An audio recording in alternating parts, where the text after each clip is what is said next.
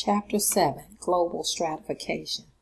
Social stratification is the division of large numbers of people into layers according to their relative power, prestige, and property. It applies to both nations and to people within a nation, society, or other group. Social stratification affects all of one's life's chances, from access to material possession and position in society to life expectancy. Although they may differ as to which system of social stratification they employ, all societies stratify their members. The four major systems of social stratification are slavery, caste, estate, and class. Slavery is a form of social stratification in which people own other people. In a caste system, status is determined by birth and is lifelong. During the Middle Ages, Europe developed the estate stratification system consisting of three groups or estates.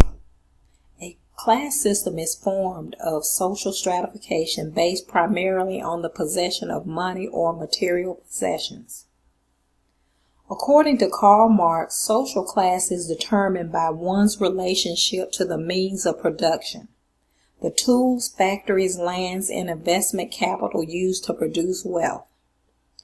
Unlike Marx, Max Weber did not believe that property was the sole basis of a person's position in the stratification system, but rather that property, prestige, and power determine social class.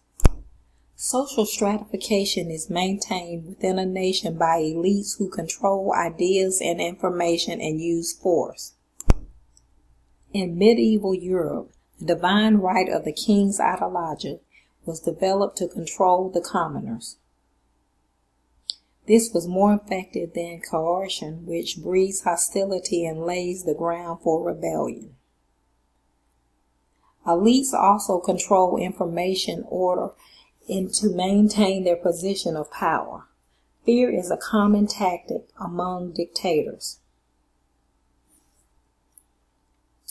Until the 1980s, a simple model was used consisting of the First World, Second World, and Third World.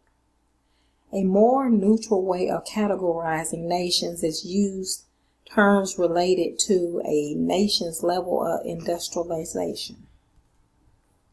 The most industrialized nations were the U.S., Canada, Great Britain, France, Germany, Switzerland, and other countries of Western Europe, Japan, Australia, and New Zealand, are capitalistic, although variations exist in economic systems. The industrializing nations include the former Soviet Union and its satellites in Eastern Europe.